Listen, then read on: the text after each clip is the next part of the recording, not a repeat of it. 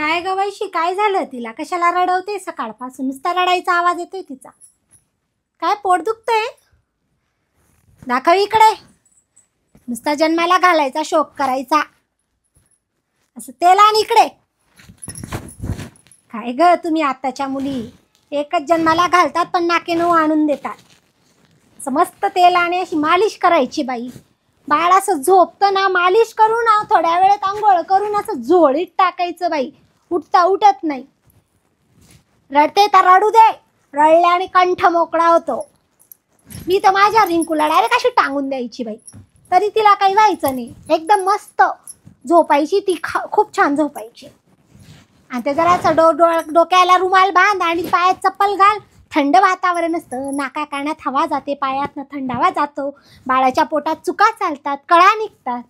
काय नाही ग वळण, मी तुम्हाला आम्ही मोठे सांगतो, तुम्हाला आम्ही पागल वाटतो ना ग.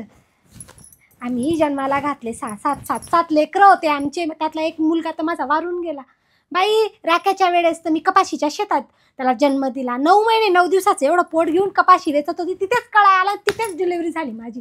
तुम्ही याच पोट दुखते सांभाळून बसतात, कामं नाही, धंदे नाही, काही नाही करत. तरी पण माझा राख्या 4.5 किलोचा होता. आणि तुम्ही इतकं बावल्यासारखे बच्चे जन्माला घालतात, ते पण पोट चिरून. काही नाही, आताच्या मुलींचं काही खरं नाही.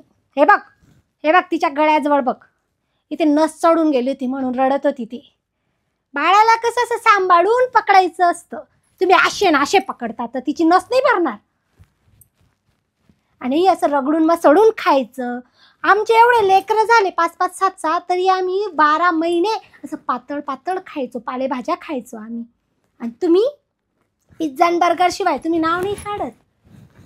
अशी डिलिव्हरी झाली का इकडे चहा बिस्किट मागता तुम्ही. इथून तर सुरुवात होते तुमची. काय झालं बाळा तुला? काय झालं? पोटात दुखायला लागलं. इथे आरंडीचा पाला बांध. अच्छा मम्मी पिझ्झा खाऊन घेते, मम्मी चटोरी आहे. थोडंसं ना बाई, लेकरं पाहण्यासाठी ना जिभेला कुलूप लावावं लागतं, तेव्हा डोळ्यांना लेकरं दिसतात. लेकरं काय फुकटाचे नाही राहत.